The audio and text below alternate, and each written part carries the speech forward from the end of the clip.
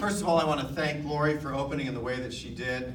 In particular, giving some time for Officers King and Rohr.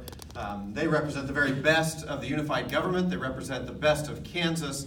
And Wyandotte County is a close-knit place, whether it's the police department or the fire department or even your local communities. You know each other well, and so these are difficult times. And that news came on top of the other news that we're dealing with. We are all watching with interest what's going on the border, down along the Mexican border, the separation of families. And if it's not that, I came from the harvest field just this morning, and I'm actually cutting pretty good wheat and dealing with a president that is running our trade situation into the ground, where I may lose 20% of the value by Monday morning simply because of a president that feels like he needs to be tough on China. These are tough times. These are days in which it seems we wake up every morning to hard news. And Kansas has had its stretch of hard news for the last 8 years. It's time for a new voice and a new positive representation of the future for the state of Kansas. I served in the legislature for 7 years. I was the Kansas Secretary of Agriculture. I was a senior advisor at the Environmental Protection Agency when it used to be right down here in the heart of KCK. I know what it means to run good government. But I also know what it means to work every single day across the state of Kansas, presenting a positive vision and future for the state of Kansas. And I think we need it now more than ever before. So thank you for having this forum. I appreciate all of you on a 100-degree day for coming out here and listening to us. But this is an important, very, very important election cycle. And I urge you to listen carefully and to consider which candidate and which ticket will present that positive future for change that this state so sorely needs. Thank you.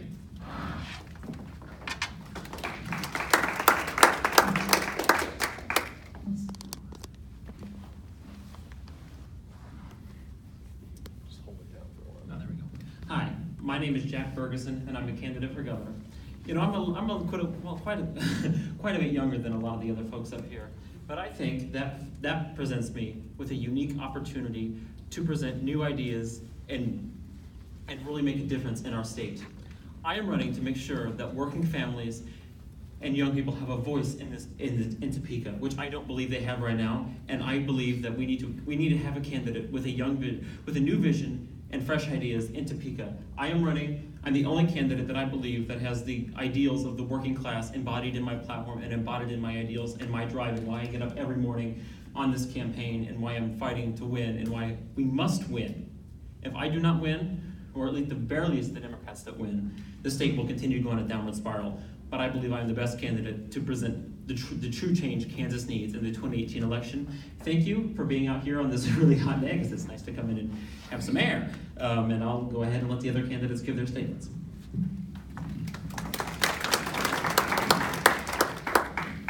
Well, certainly I agree. Thank you for coming out today and certainly for joining us here and giving us an opportunity to talk to you about our candidacy.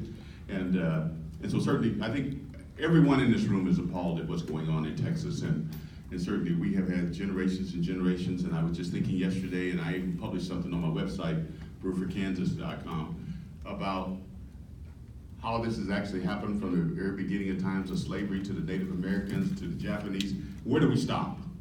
And I think it's us that have to be appalled at what's going on, and we need to speak up and say that enough is enough and we don't approve of what's going on nationally. My name is Carl Brewer. I'm former mayor of the city of Wichita, the only Democrat that's ever served 2 consecutive terms as mayor, which is an 8-year term. Started out as a community activist working in my community. I've been married to my wife for 38 years. I have 13 grandchildren. I have 4 children. And my children are most of them been educated here in the state of Kansas and in public schooling.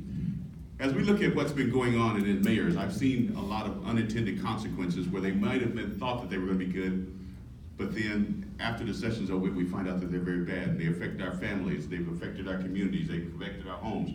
And so that's something that's really passionate to me. And I figured at some point in time, we have to say enough is enough, because corporate America is continuing to grow, but the middle class and lower class are continuing to go down. And so we have to stop individuals from doing this on our backs. And so the only way we're going to do that is we start speaking up. We give everybody an opportunity to have a place at the table, to have a voice, and have representation, true representation. Not representation, you sit there at the table and you keep your mouth shut. Representation of where you can give your ideas and your opinions, your views and we can actually work to help you to be able to improve your communities. And we have to change it to where we as policymakers understand that we work for you and that you're not there just for us. And so by doing that, I've seen that as mayor of the city of Wichita, the largest city, and I'm working to be able to do that. We have to have new change here in the state of Kansas, and you can do that by electing Carl Brewer as governor, as the next governor here in Kansas. I'm going to try to avoid that pointing finger. It's quite intimidating. Anyway, I'm Laura Kelly. I'm a state senator. I'm also a wife and a mother. I grew up in a military family, but 32 years ago, my husband and I decided to come to Kansas to make it our permanent home because of the strong sense of community one feels in this state and the great schools. And I am running for governor because I want to ensure that every Kansan, no matter who you are or where you're from, has the same opportunity to succeed that my family had. You know, the last 8 years have been tough, as we're fully aware. Sam Brownback and Jeff Collier have really devastated this state. They've decimated our schools, they've damaged our economy, and they have left us in a period of crisis and turmoil. This is a time when Kansas needs a strong, experienced leader who can put us back on track, get into the governor's office, and on day one, get to work using the relationships that I've developed over the last 14 years to put us back together. You know, when Sam Brownback cut schools, the largest cut in the history of our state, I fought back. You know, I led the charge to increase funding for early childhood education, doubling the number of kids who are able to go to kindergarten ready to succeed. I will continue to do those kinds of things as your governor. I look forward to this conversation today.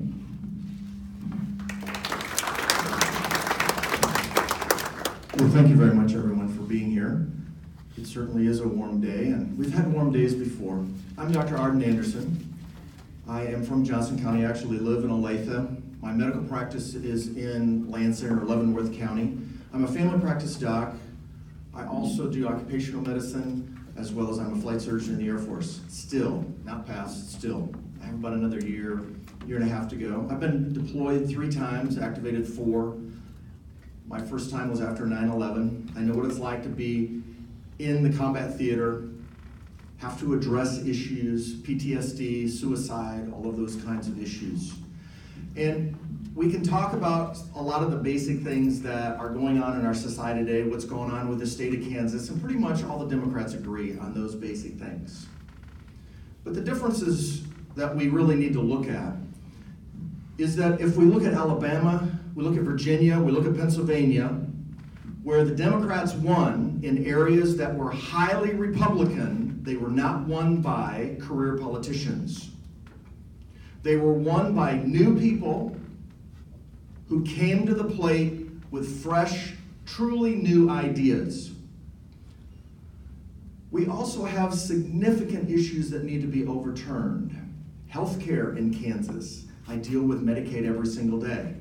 And it's amazing to me, I hear the politicians tell me how Medicaid operates. Really? How many patients have you seen? I see patients every day. 1/3 to 1/2 of my patients are Medicaid. I have some homeless people that I take care of. Every day I hear, no doctor, that's not medically necessary. No doctor, that's not medically necessary. I know what issues need to be turned around in this state, and I have the actual physical training in order for that process to occur.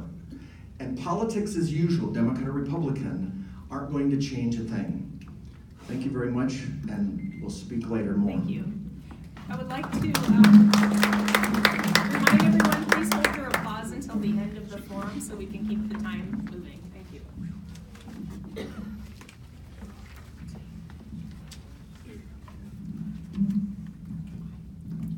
Question number 1. Wyandotte County is one of the most diverse counties in America. How has your campaign worked to engage voters in Wyandotte County, and how will you incorporate the specific needs of the county's diverse population when making decisions for the state? And we will start with Jack Bergeson. I think you have to look at all corners of Kansas when you're looking at what policies will work for everyone. And you look at urban counties like Wyandotte County and Sedgwick County, and their needs are different than the rural counties. And you can look, you look at the needs, and I think one of the many things that I think you look at the urban areas especially, one of the things my campaign has made a big issue is raising the minimum wage. This has been, especially in urban areas, you have a lot of employers who could be paying more. They're very profitable, but yet they pay their employees less than they could, and that means people have less money to provide for their families and to provide for themselves. If we are able to raise the minimum wage to a living wage of about $15 an hour, not only will people be able to live a comfortable life, we will also have people will have more money to go spend in the economy to help grow the local economy. And I think this is one of the better things we can do for the urban areas. Also, in terms, you have to look at transportation. I am a big advocate of creating intra and intercity rail transportation. Kansas City should have a metro system, much like somewhere like Chicago, or even more cities that are building them more recently, like Dallas. We need to look at finding ways so people who live in more economically depressed areas can get to the areas where there are better jobs without necessarily needing to own a car. So I think we have to look at ways that we can help people grow the economy, and I think that's the best thing we can do for the rural areas. Thank you. Urban areas.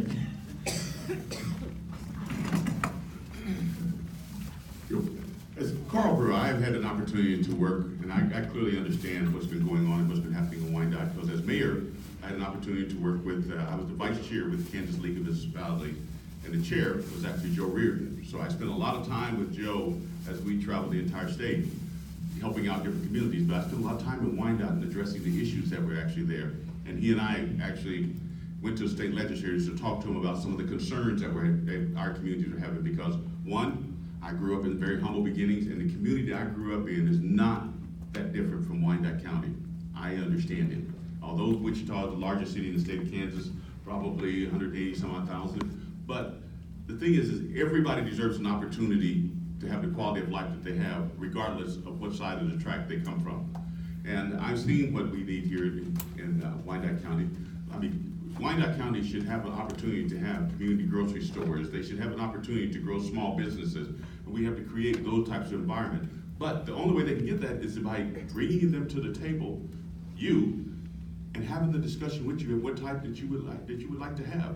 And those are some of the things that Joe and I talked about, and I know that he was working intensely about it. But as governor, I have those relationships with a lot of you here in Wyandotte County, and I believe in regional economic development, and I believe in coming up with a strategy and plan, but bringing everyone to the table, not just the 5%, bringing everyone to the table, and let's work with them. Let's help small business be able to grow themselves, and whatever tax breaks that we're providing to the large corporations, let's provide that to the small business, but create an additional opportunity where individuals and families that live in the state of Kansas, we can eliminate the taxes on food, because we can use those types of things to be able to take care of our families. But I believe in regional economic development. I believe in us going out as leaders and working and bringing everyone to the table to define who we are and where we'd like to be, and then we work collectively together to get there. Thank you.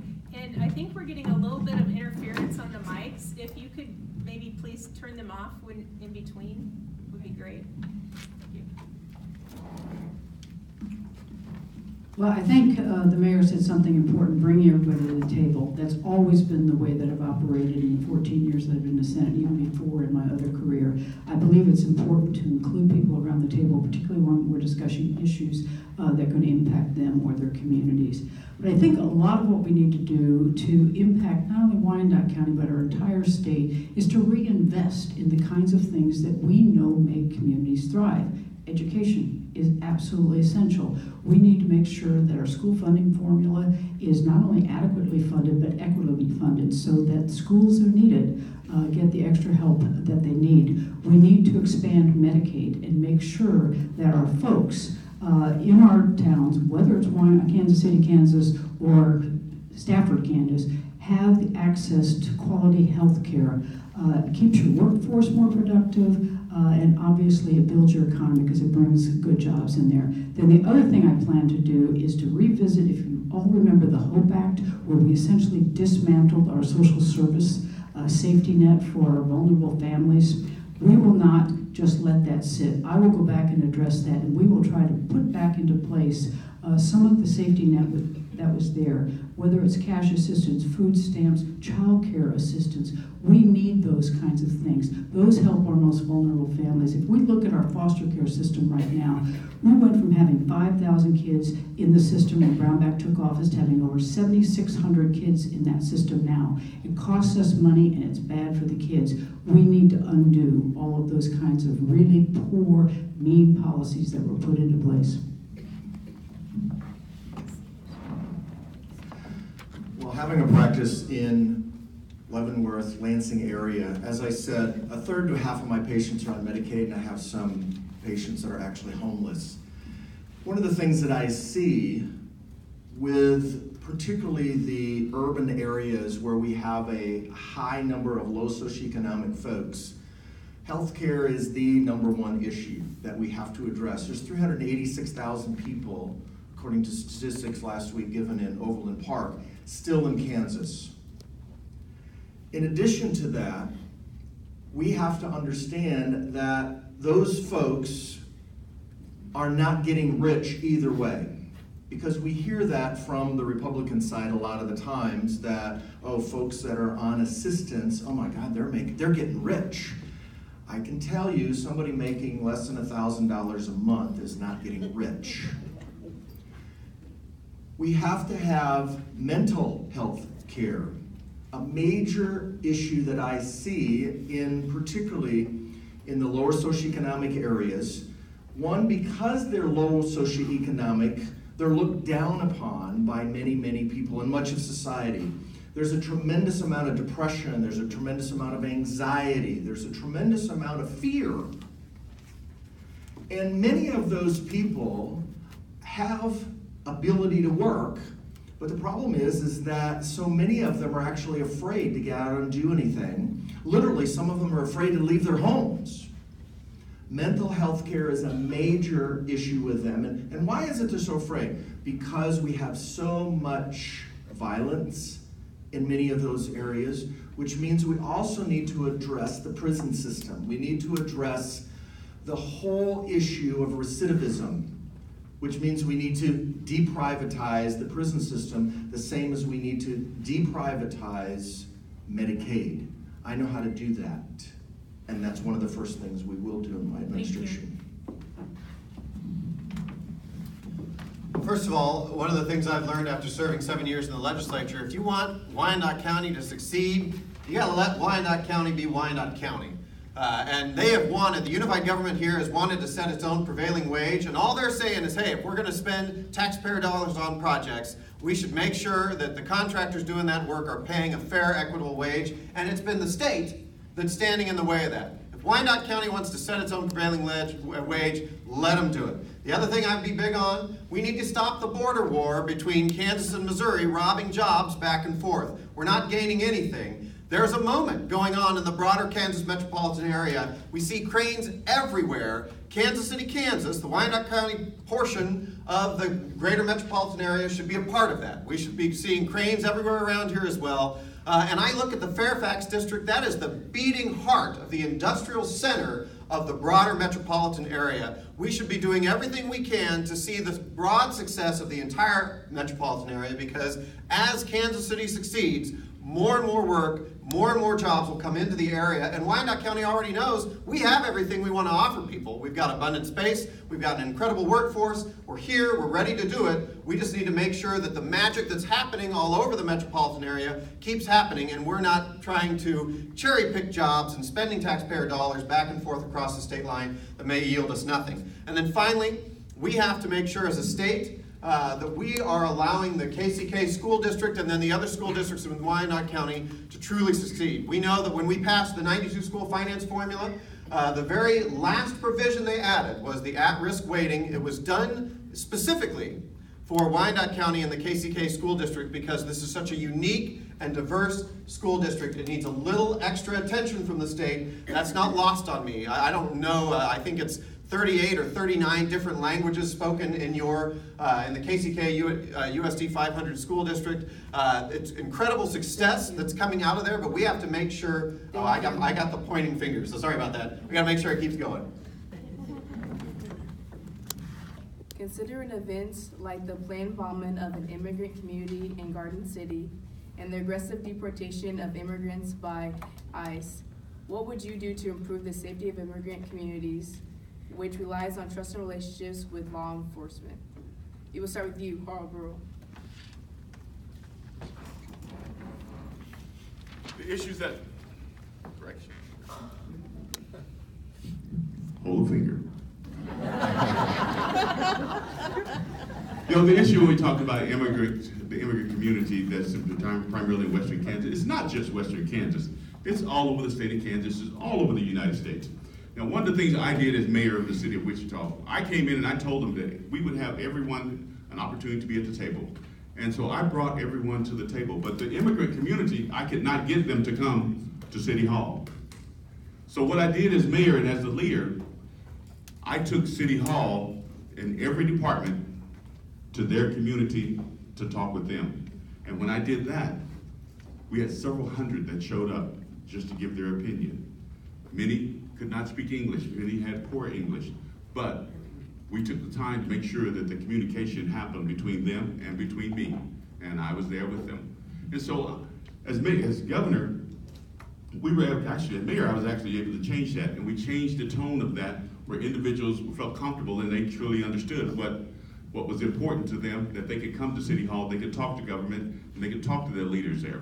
But you have to build that confidence, and you have to build that relationship. And as governor of the state of Kansas, I would definitely do that. I've got a strong opinion about when we start talking about immigration, because I had 33 mayors throughout this entire state address the issue when Kobach started all this conversation he's having today, along with our current president. And that was, don't bother us, and we'll take care of what we have here in our communities. And because the last thing I want to do is, one, I want to separate families, which is what they're doing in Texas and at the national level.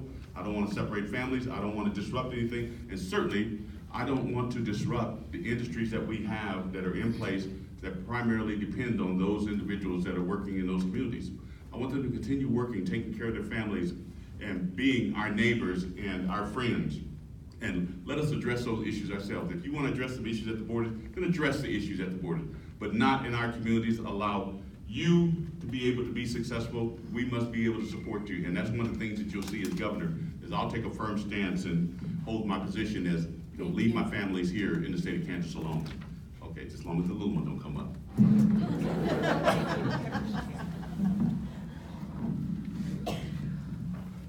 Well, I agree with the mayor again, that we need to really change the perception of Kansas. We need to become a welcoming state. And the first thing we can do to ensure that people start to see us differently is defeat Chris Kobach in November.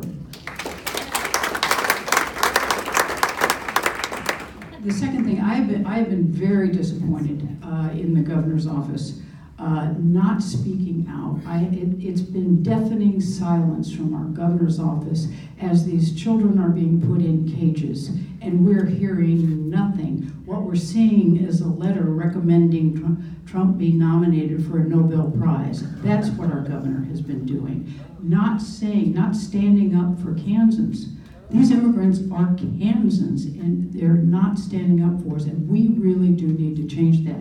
I'll also work much closer with the business community. You know, it's our business community that are really the largest champions of immigrant labor.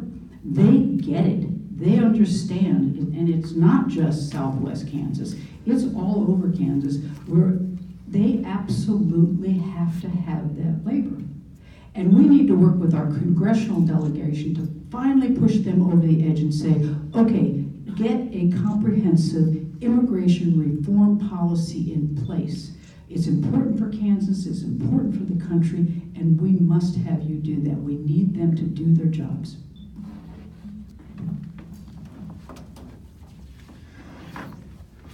As I've said before, I am actually in favor of a purple card system where you make people a legal status. You don't necessarily give them citizenship, but we stop this criminality issue of saying that all of these people that are here just trying to make a living are here as convicts or as serious people killing and raping and all that kind of stuff. Because that's what they want to tell you that all of these people coming in are doing. When in fact, the statistics actually don't show that. Majority of these people are coming in just to make a living.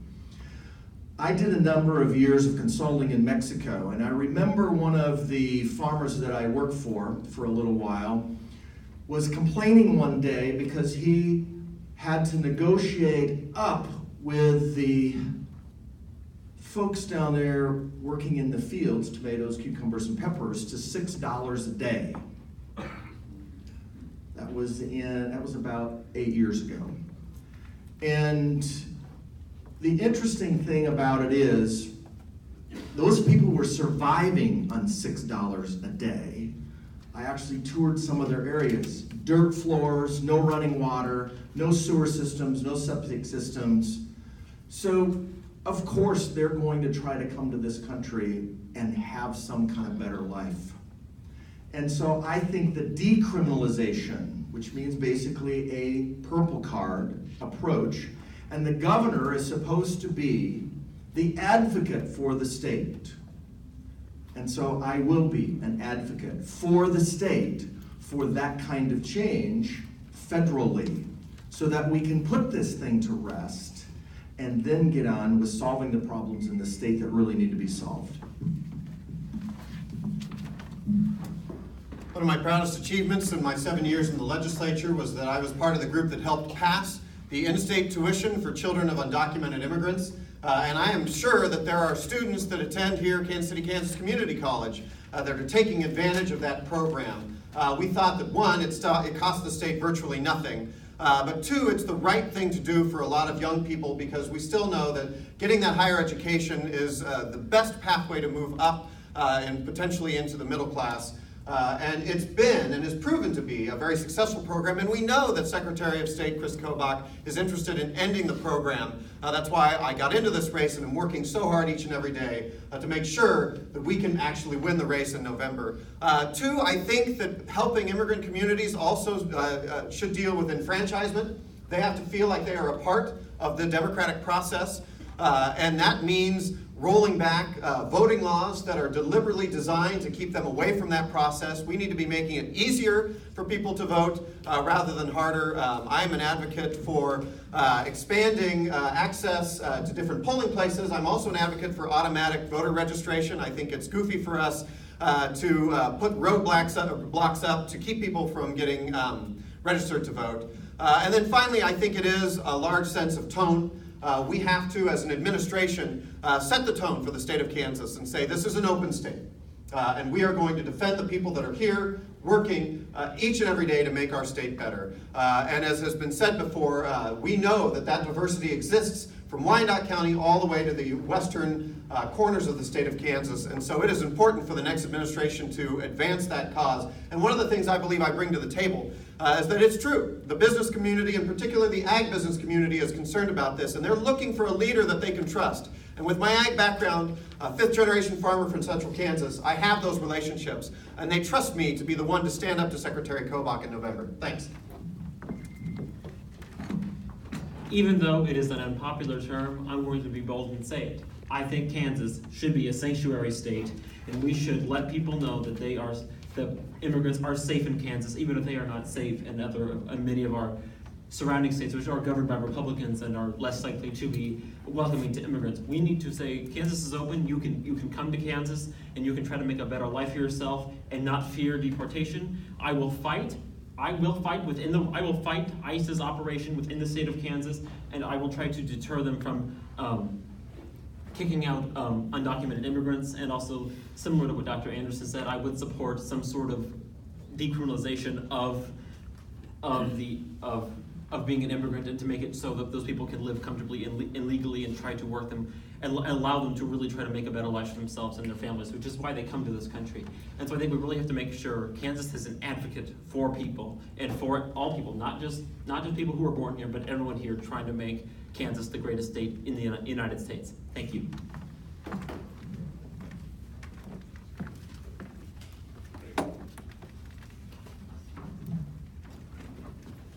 Question 3. What do you see as the connection between community colleges and economic development in our state?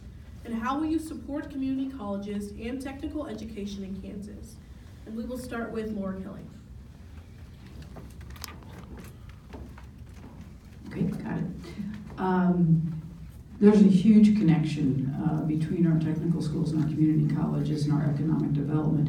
And actually, over the past few years in the state of Kansas, we've addressed some of those issues in a way that I think is very positive. You know, we have now made it possible for high school students to come out of high school with an actual certificate in a trade, and I think that's important. It also, though, allows them to continue in the community college or go into a four-year institution if that's what they want to do. That seamless approach to it, that early certificate is important. We're creating workers that our businesses need, and so I am a major supporter of that. I was just asked at another forum what I would do with the disparity between how we support our community colleges and how we support our four-year institutions. And my plan is to actually convene the Board of Regents over time and sit down and bring the stakeholders to the table and let's talk about it. You know, things have changed in the state of Kansas. Things have changed in the world of education. Things have changed in the business world and the workforce world. We need to really explore how we might do business differently, how we might invest our resources differently so that we're meeting the needs of this time, not a time before. Well, we know in Kansas 70% of the people do not have a four-year degree. Only 30% do, and the same with the children. And that's not necessarily a bad thing. Part of that whole process is really getting people ready to go into the workforce. And community colleges, as well as the in high school accreditation, helps them to actually go into a job and a trade, actually, for many of them, apprenticeships, and we have to have businesses come in to help us with that, so that young people who really don't want to go to college can still make a reasonable living. And if you talk to a number of the various different trade labor unions, whether it be the electricians or the pipe fitters or the sheet metal workers, their trade programs, taking young people straight out of high school and training them over 4, 5, 6 years, depending on what their program is. There's some academics involved that they have to take from the community college, as well at the same time they're going to do hands-on work in the field. When they come out of that, they're going to be able to make a comfortable living as well as have good benefits and be able to take care of their families. And that really is a large number of people that we need to help with that. We need to understand that community colleges are just that, community colleges. We need to support those local communities based upon what those communities give us feedback they need. And yes, some of those people are going to go from the community college onto the four-year college. But like I said, 70% in Kansas don't do that. So we need to make sure that the quality of that education is sufficient that these young people can go directly into the job and also life market. We need our community colleges to be nimble enough that they can be providing the sort of workforce that the businesses are asking for. That requires an even greater degree of interconnection than we have right now. The other thing that we need to make sure that's going on really well here in Kansas City, Kansas, is connecting the high schools to that community college. And USD 500 has readjusted so they are providing those centers of excellence. So they're already tracking high school students So if they want to be engineers, they're going to go to an engineering high school. If they want to go to liberal arts and sciences, they're going to the arts and humanities high school. And that, I believe, will help connect kids through the community college arena, because they're going to know before they even start making decisions about colleges what direction they want to go in. The other area that I think is the next frontier for community colleges, we have to focus on entrepreneurship. The workforce of the future, the workplace of the future is changing. More and more millennials want to sort of create their own job. We here within the metropolitan area have the Kauffman Center that's focused on entrepreneurship. We need to make sure that both our technical colleges and our community colleges are preparing their young people to be prepared to start their own business if they'd like to do that. And then finally, we need to have a strong focus on how these institutions are funded. The state has been chronically underfunding its local units of government, or has been pulling back on the old relationships that we used to have with counties. We no longer support counties in the way in which we used to. Community colleges are largely funded by local property taxes. Everyone is struggling with property taxes right now. And so counties that suffer with high property taxes struggle when they have to provide more support to their community colleges. They need a state that's a new partner with them, making sure there's stability there so they're not struggling with financing year in and year out. I think one of the best things we can do to help sure that students who want to continue education after high school, that want to be able to do that can. I think one of the biggest things we can do is incentivize it during high school. So what we can do is we can provide programs so you can accrue community college credit in high school and technical college credit in high school. So by the time you get your high school diploma, you already have credit and you are already working towards that degree, so you feel more incentive to continue on, which I think could help a lot of people continue on to get higher paying jobs. As well, we have to make sure that community college remains affordable, and so we have to look at ways that the government can help subsidize tuition for those students who may not even be able to afford community college, but may have the dedication and drive to want to get that education. We have to make sure that it's available to all students, and that will be one of my biggest priorities of making sure that students that want to continue education, whether it be in a four-year institution or in a community college or technical college, that it is affordable and it is reasonably priced so that people can do that, even because a lot of people right now, even if they want to continue their education, they can't afford it because it's just, college tuition is too damn high. Thank you so much.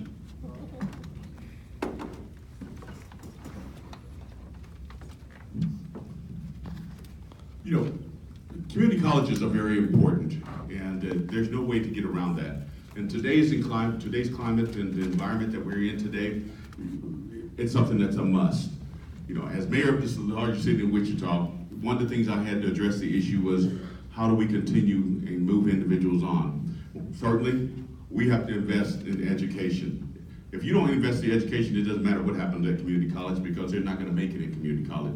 We have to invest in education. We have to invest in early childhood development. Those are things that we as the state of Kansas must do. Now, once we get them to that point, then we work with the community to find out what are the needs. But then we work with the community colleges and we start moving them through the process through high school and encouraging them and allowing them to be able to take various different classes. But then not all students will go to a four-year college, and not all students will go to a community college or a trade school. So work the two together, and that was one of the things I did as mayor, is work the two together in working with the state of Kansas and come up with a trade school so we could teach individuals a trade. Then they could go ahead and they would earn an adequate wage, and they could earn an adequate wage, and then they could go on and they could do that, and then they could make a decision whether they want to go into a four-year college or not. But while going to the trade school, they had an opportunity where they were actually getting credit through the community college as to what they were actually doing, and some of them received their associate's degree by doing it that way.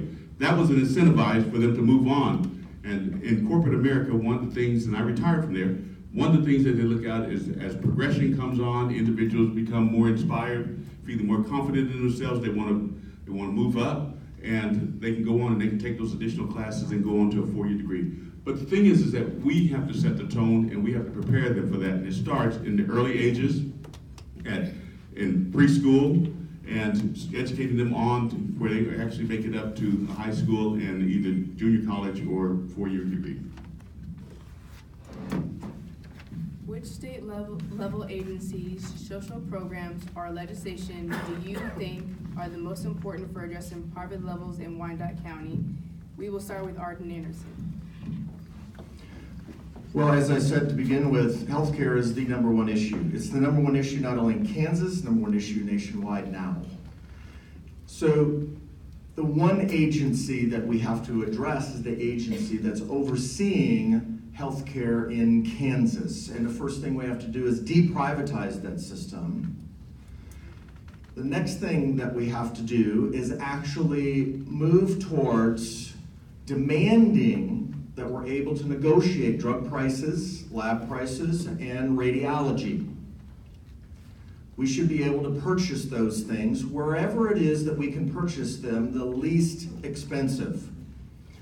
Once we address then health care, that includes mental health care, we then have now the backbone upon which we can address our other social issues, which include also the children problem.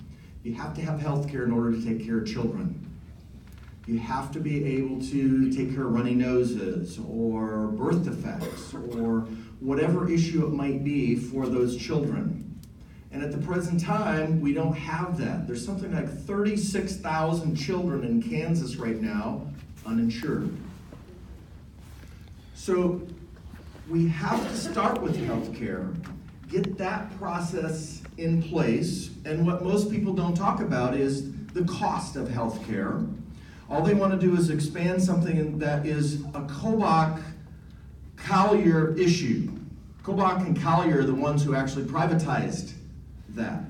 So all my colleagues want to say, well, we just need to expand that. Really, we're going to expand the Collier-Kobach program. No, we need to reverse that first so that the money is better spent and actually gets to the public.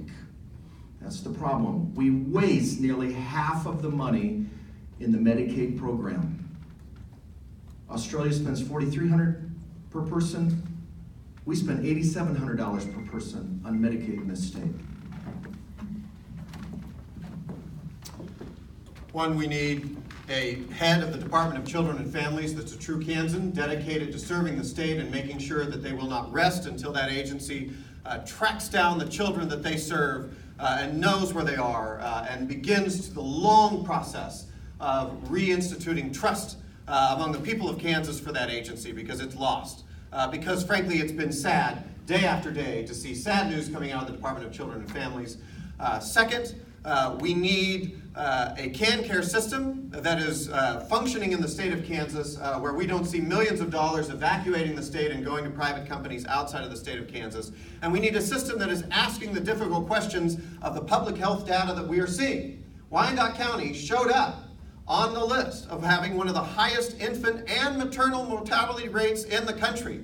And the state basically shrugged its shoulders because they're so busy putting out fires throughout the rest of the state government that they didn't do anything about it. That is what constitutes a red flag. We need to be asking what's going on in Wyandotte County that the maternal mortality rate is so high, and what programs can we do and institute to make it better. We have to have agencies in place with the correct secretaries that will stop what they are doing to say, let's find a solution to the public health problems that we know exist. And then finally, there are some simple things that we can absolutely do better. My wife is privileged enough to serve on the board of Harvesters, the largest food network serving the Kansas City area, but they also go all the way over to Topeka. It is easy, this is so embarrassing for me as a Kansan to say this, it is easier to sign up for food stamps and help in Missouri than it is in Kansas. It should be easier for us to do anything in Kansas. We should be working overtime to make sure that our programs and our documents and our paperwork that are for people to get help are certainly easier than the surrounding states. We have to make that better for the people that we serve here in Kansas. I think, healthcare is the most important issue in terms of making sure people are able to rise out of poverty, because, you can't go to work and you can't go to school unless you're healthy. So, I'm of course a supporter of we need to make sure everyone gets healthcare by expanding Medicaid, but not only that, I looked at something I call the Nevada plan, which last year the Nevada legislature passed a bill that would have allowed people that that were not eligible for Medicaid, but yet could not afford private insurance, to buy into a public option so those people in the middle could still get covered at a reasonable price. We need to implement a similar system so that we can have, so that our people can there's an affordable option for healthcare until national single payer is passed, which should be the ultimate goal of the federal government, and I will work with them when such a plan is passed to help implement it within the state of Kansas. Also, I'm going to go back to a few of the other things I said very quickly that I think will also help with economic development. Is we need to reinforce public transportation. I think that is one of the biggest helpers of people being able to get out of poverty. And also, we need to look at one of the systemic issues. You look at especially in urban areas, you look at drug reform. I think my policy of legalizing marijuana and taxing and regulating it, not only will that money be able to go to the schools to help people go to school, you will also make sure that there is less arrest for drug crime, which oftentimes rips the parent out of a home, which can hurt children's ability to succeed in school. So we need to make sure that the government is equitable and is doing everything it can to make sure that the people in urban and rural areas are able to succeed. Thank you. I strongly believe that every single person should be entitled to some form of health care, adequate health care. And you heard me say I grew up in Kansas. I grew up in very humble beginnings, but I can assure you that I was in the military before I ever figured out that there was a such thing as health care, because that was something that individuals in my community could not afford. We need to have every person to have an opportunity to be able to have health care, and it's our responsibility as human beings to be able to do that. And so certainly I support the expanded health care. I'm extremely disappointed that the former Governor Brownback would turn back $2.7 billion because he didn't like the President of the United States, just to make a point, and allow individuals that he represents to suffer in our communities, when he could have helped us out economically, and not only that, but allowed a lot of seniors and children to get an opportunity to have good health care, whether it be preventive or to address existing. So I think that that's very important. And then taking it one step further, when we start talking about health care, it extends part there. It extends into some of the other stuff that's actually been going on, whether it be ComCare or those particular, where they're misdiagnosing individuals and prescribing medication that they can't even afford to even get. And not only that, but when we start talking about our children and what's going on in the state of Kansas, that's part of health care. Our children deserve an opportunity to have true representation from each and every one of us. And as governor, you're gonna see that from me. I'm passionate about that. We have 73 children we can't account for here in the state of Kansas. That's unacceptable. We all should be standing up. We have a number of children that have lost their lives here in the state of Kansas. That's unacceptable because our system didn't do what it was supposed to do. And I don't think everyone in here even know what the entire system is. Come up with a clear, defining system and a process that we can make sure that those that can't take care of themselves, that we can take care of them. So I think that those types of things are important. We make healthcare a #1 priority. It's as equally important as water and air it should be for our communities. And so we have to make it a priority. And so me as governor, that's what you're gonna get. I almost made it. There has been a veritable war on the poor for the last 8 years in this state. We've seen it with the establishment of a privatized Medicaid system that outsourced our health care for the poor to 3 out-of-state for-profit insurance companies. That needs to be reversed, and I will reverse that. It won't happen overnight, but I will make sure that we bring that back under the auspices of quasi-governmental nonprofit situation so that any money we save stays in Kansas to provide more services for them. The other thing I will do will be to expand Medicaid because that's essential to ensuring that people of low income have access to health care. Also will help our communities, also help our rural hospitals be sustainable. And then probably the most important thing I plan to do is to invest heavily in early childhood education. If we want to talk about a way long-term to solve the issue of poverty, we cannot ignore the fact that education is the route out of poverty. And we need to invest in our very young children to ensure that by the time they're 5 and going into our public school system, that they are ready to learn and that their families know how to support them in that process. Question number 5. Please describe a pivotal time in your life before the age of 25, and what advice would you give to your younger self? And each candidate will have 4 minutes for this response, and we will start with Josh Wadi.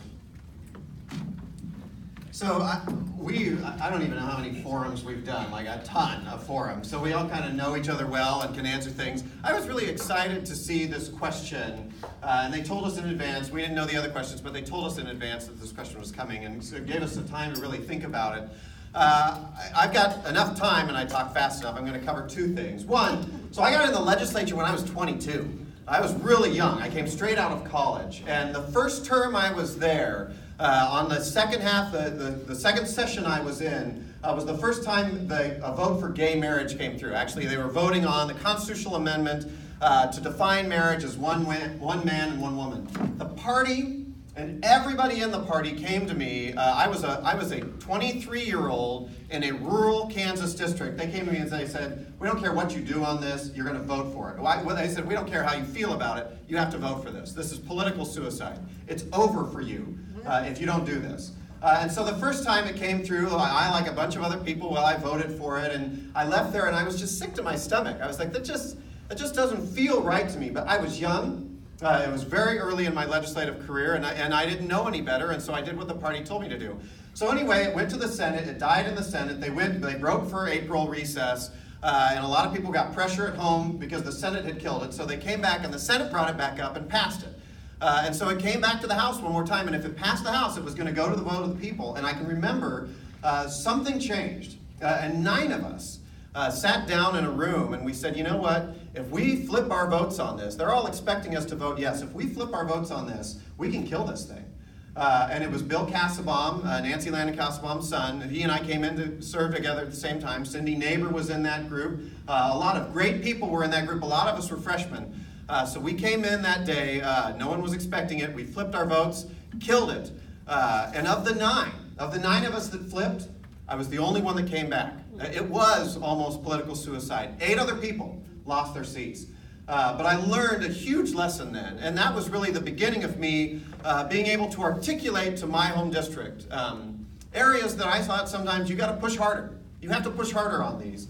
And so that was a huge lesson for me in sticking to what your gut says is right. I should have done it from the very first time, but at least I was there to be able to stop at that time. Unfortunately, after those other 8 lost, we came back in 2005. We fought it again and got steamrolled on it. But we made our case, and it was the proudest vote that I've taken. And I was so proud then in 2012 to end up marrying my sisters-in-law, something I could not have anticipated even having back in 2004. And so it's become a high point of my career. The only other thing I would tell, in honestly saying what you could wish saying to your 25 or younger degree self.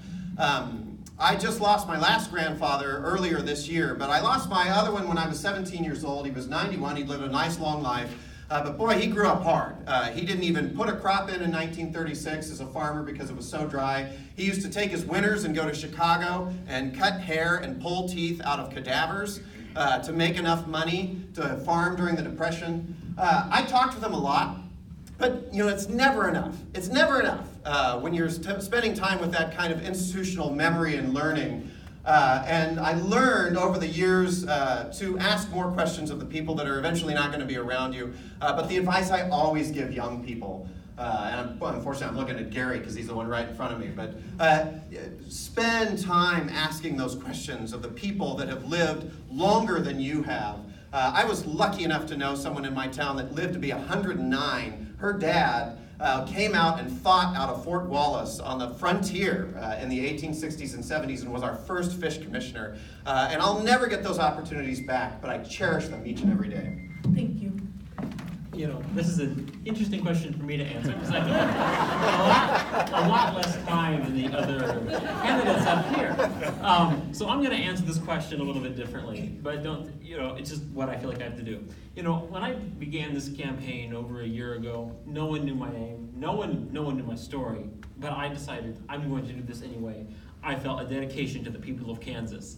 And I started going to these many events just like these in every corner of the state, from Wyandotte County to Colby to Dodge City. And I'm like, you know, we're gonna do this, and we are going to try to make a difference. And I've been, you know, I've talked to people, I've walked in parades, I've seen every kind of thing, and it's a brilliant thing to see people come out for events like this and to talk to people, because when you talk to people, you know, that's one of the greatest things about this campaign, is I have talked to so many people, and I've really heard what makes people hurt in the Brownback era, and that's why I'm running, and that's why I believe I'm the best candidate, because I am running to change the policies of the Brownback era, but also provide a lot of, because I take a lot of my conversations with people that I've had across the state, and that's what I champion for, and because that's what I believe people, you know, I'm going to fight over the people. This is not about me. If I had, you know, if it was up to me, I probably wouldn't be doing this, but it is, I feel a calling, and I really felt that since I was watching, you know, I think after Brownback won re-election, I'm like, I have to do something. And then when I found out I could run and I could make a difference for my state, I made the decision to do it, and I have never been prouder, because I've been seeing people come out to these events and listen to all candidates and make an informed choice. And I thank you so much for being here today. I don't know if I get a closing statement, but thank you so much, and I really think that, and if I give any advice to you, I'm gonna give some advice too. Get involved. It is great, because people need to get involved in politics, or just in their community in general, because if they don't, you know, people will continue to run the show. They don't really have a stake in it. But if people that have a stake in it run for office, get involved in community organizations, that's how we make a difference. And that's my plea to everyone here.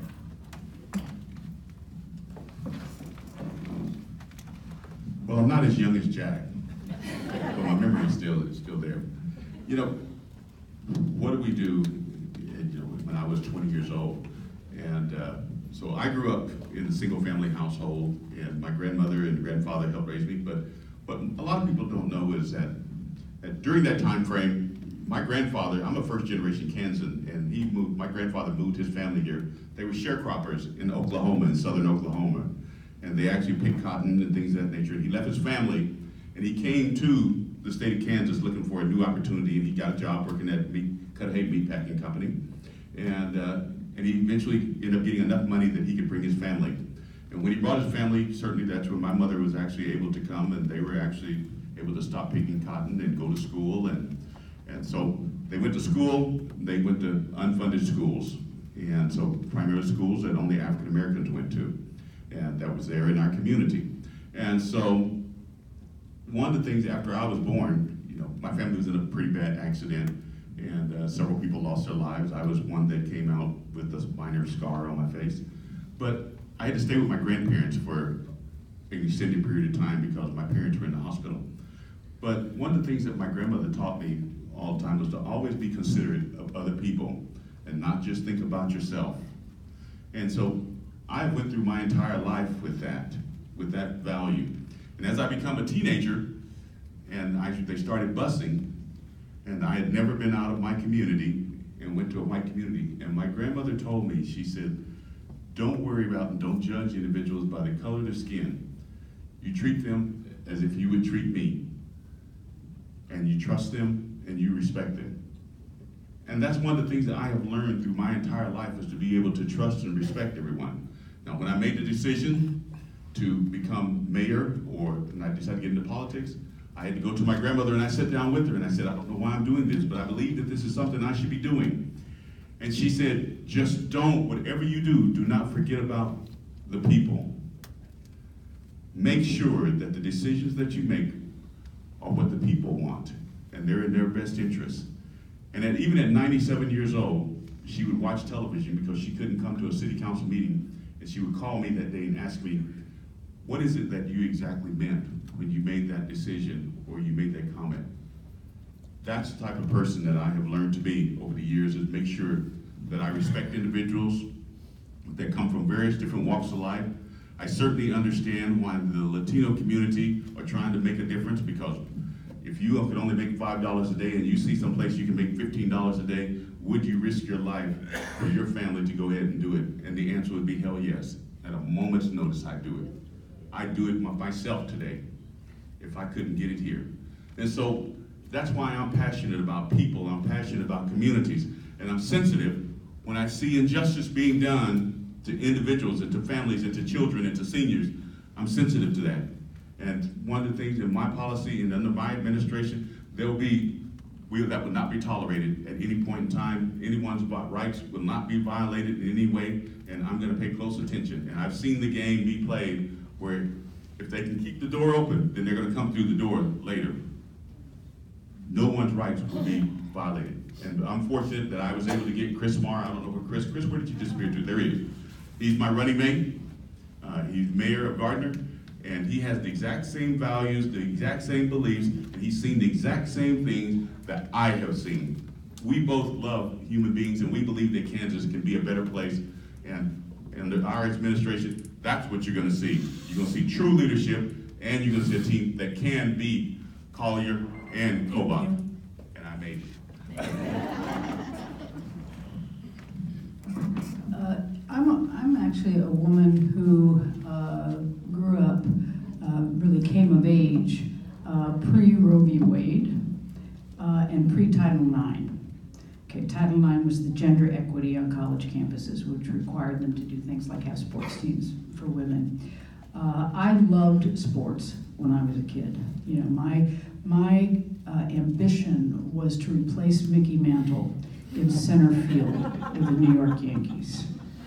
And I wasn't kidding, I really wanted to do that, but that wasn't possible. There were a lot of barriers placed before women back in those days. And I think if I have one regret is that I allowed those barriers to influence some of the decisions I made pre-25. You know, I felt that it was expected of me that I would go to college, but that I would marry shortly thereafter, and I would begin a family. And I always thought that that would be the end of my life. So I really should have been a lawyer. I should have gone to law school, but I chose not to because I didn't want to spend those years between 21 and 25 still in school. I wanted to go live a little before my life ended when I got married. So, you know, if I can look back, if I can say anything to the young people in the room, you know, we've all had barriers placed before us. You know, there's hardly a group that doesn't. Ignore them. You know, find people who will work with you to help you find your dreams and follow them. Because I don't want you to be all grown up like me and regret that you made those decisions. So just live your dream. Do it. Well, I guess I would have to agree with Josh. This is a very interesting question to ask. And from about the time I was 6 years old on, I wanted to be an astronaut. Every time a plane flew over, that's all I could think about. And my grandfather never got through the second grade because he couldn't speak English. And my father didn't really learn how to read very well until after he retired and then hired a teacher to teach him how to read. So education was very, very important, and I wanted to be an astronaut. In fact, I wanted to study astronautical engineering. And so through high school and through schools, my grades were pretty good, and I was able to get into the most difficult institution in the world at that time to get into, which was the U.S. Air Force Academy. And some of you may remember years later, there was an issue with prostitution, there was an issue with cheating, there was an issue with a number of problems going on at the various academies, not just the Air Force Academy. And I received an appointment to the academy. I went to the prep school, and it was not what I had been told for 10 years that I was going to experience. We will not lie, steal, or cheat, nor tolerate among us anyone who does. That was the honor code. That is the honor code. And so I believed it when I went there, only to find that entire dream absolutely crushed. A very good friend of mine who, his father actually flew in the Berlin Airlift, was a one-star general, had his life threatened by an active duty captain because he turned in another kid who was cheating. So I decided not to return. Now, if you don't know anything about the service academies, and particularly the Air Force Academy at that time, this is a full ride scholarship, plus you get paid every month. in the top institution. It was at that time, in the 1970s, the Air Force Academy was the most difficult institution to get into. My mother would hardly talk to me for a year, literally.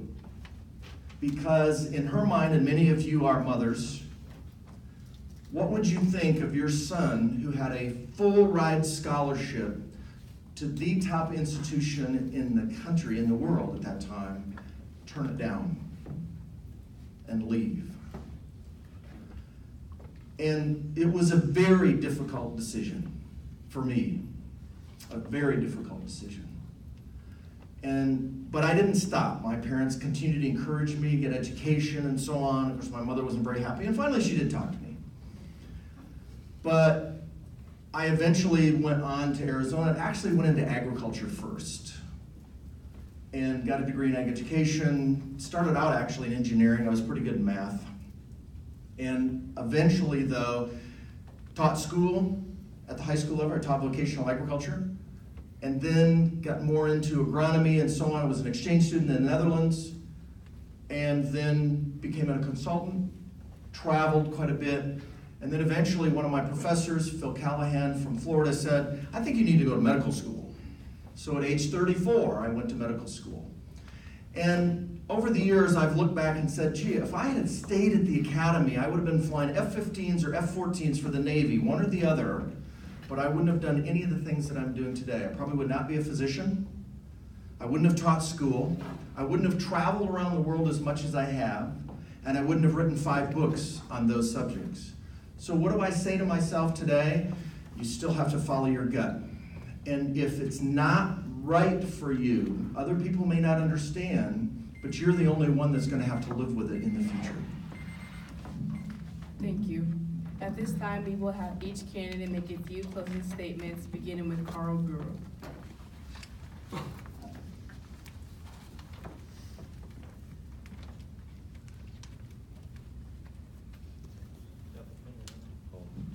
My time don't stop. Oh, sorry, I pointed. You know, what this election is going to be about is which one of the candidates can beat Kobach and Collier. That's what it's all about. You have some good candidates here. First time you've had it in decades. And the thing is that which one can actually do it. So certainly it's going to have to be someone that can get Democrats, Republicans, and independents to work closely together. As mayor of the city of Wichita, the largest city in the state of Kansas, with 180,000 plus individuals, I've already done it and was successful at it. And I did it during the worst recession in the history of this country. We addressed the issues of economics. We addressed the issues of healthcare. We addressed the issues of homelessness. All of those things. We even addressed issues of water, not only for the city of Wichita, but for the entire state of Kansas. What individual understands each and every one of these communities? As president of the Kansas League of Municipalities, going in directly after Joe Reardon and both of us working those together, I'm the only one that has done that. And I have a lieutenant governor that has done it, the exact same thing. What individual has ran various different campaigns and been successful? Republicans, Democrats, and independents. It's only me. I ran a city council race, and I served in the military. I represented lots of different communities, even when they had mass disasters, whether it be Coffeyville and their floods, or whether it be Greensburg and their tornadoes. I was the one that dispatched the help that they needed for them to be able to recover and be where they're at today. That's what this whole thing is all about. Who can actually do that, that has a proven track record? I come from corporate America. I retired from the military. I've trained soldiers and prepared them for combat. And I've served mayor of the largest city in the state of Kansas. No one and none of the other candidates can do that. And not only that, I ran against a conservative sitting Republican that was popular and won. That's what it's going to take to be able to select the new governor for the state of Kansas. You know, the last 8 years have been very tough on Kansas. I'm not telling you anything you don't know. I'm the only candidate on this panel who has been there during those 8 years and has fought hard back against the Brownback Collier administration. I'm the only one who knows very deeply and intimately where our problems are in our agencies and what needs to be done to fix them.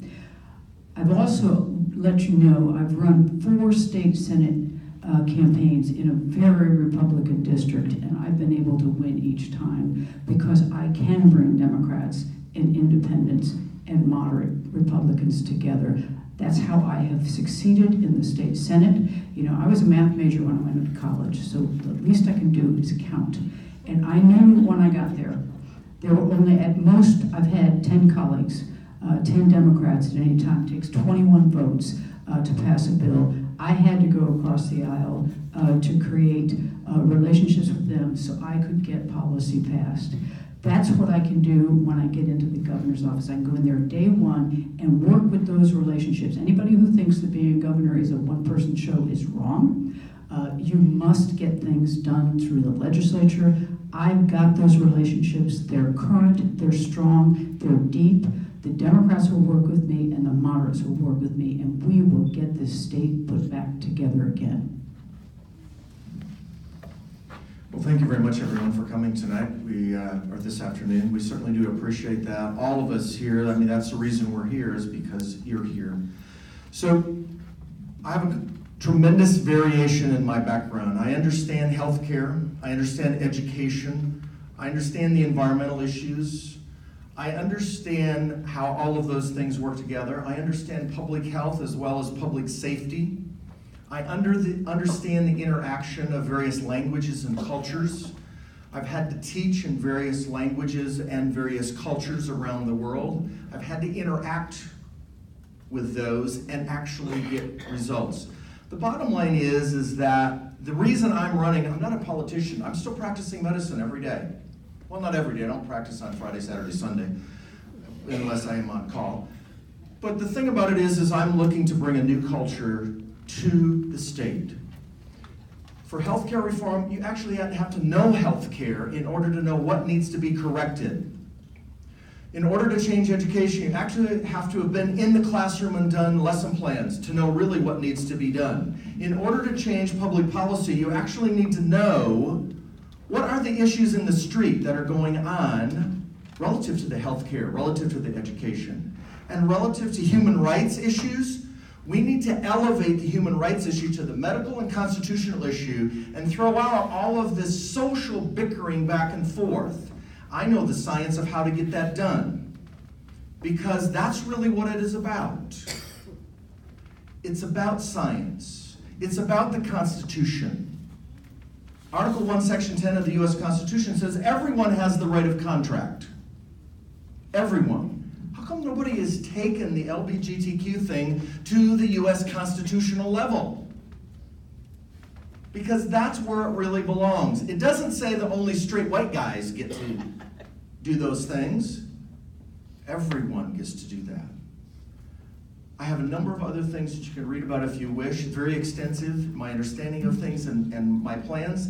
Anderson2018.com. Thank you very much, ladies and gentlemen, for coming today. Thank you all for coming out. It's been a good debate. I always appreciate standing up with the other fellow Democratic candidates. We've got great voices, but you're correct. This is about who can actually win in November, and we can go through the numbers. I as well won 4 consecutive races in my legislative district, which was actually more Republican. And I would only say Senator Kelly was winning hers by 5% or less many times. I was 22. I ran against an incumbent Republican and beat him 66 to 34. 66 to 34. And I was running on a shoestring, except for the power of the people in that district. And you know what? We've been losing too many times for the last 10 years. We're getting beat. We're getting beat on enthusiasm. We're getting beat on the polls. We're getting beat because Kansans have stopped believing that the Democratic Party can speak collectively for the entire state and actually win a statewide election. We need a ticket that can deliver that message. I failed to mention earlier, I do want to mention my Lieutenant Governor, Katrina Lewison. She's a West Point graduate. She flew with Black Hawk helicopters in the Iraq War. She came back to teach at West Point. She's originally from Hutchinson, Kansas, so she and her husband came back to Kansas. She's on the school board in Manhattan, and she helps run a software company in Manhattan, Kansas. She and I represent the future of the state of Kansas. She has extraordinary ideas that are outside of the process, because one thing I learned traveling all around the state is that people are ready for different perspectives. They're tired of the last 8 years in Topeka. They're tired of the constant fighting, and they want people that have a fresh, different vision for the state of Kansas. I'm the only candidate that's both served in the legislature up here that has also helped run a state agency. But it's been 8 years since I've been out of that process, and I'm ready to help fix the state. I ask you to join us. Talk to me afterward, talk to my staff afterward, help this campaign, help the Democratic Party stop losing every year and actually win an important election. Thank you. Thank you everyone for coming out today. Again, my name is Jack Bergeson, and I just want to say I believe I'm the only candidate that truly advocates for policies that will help the working class. I'm the only candidate that has made drug reform a major issue. I'm the only candidate that has a plan that goes beyond Medicaid expansion. I'm the only candidate that has talked about expanding public transportation to make our cities more expanded, to bring everyone closer together. I believe I'm the only candidate that truly advocates the candidate that best advocates for the people of Kansas, and that's why I'm running, and that's why I asked for your vote on August 7th. Thank you everyone for being here. Thank you. All right, that concludes our forum for today. Let's thank our candidates for being here.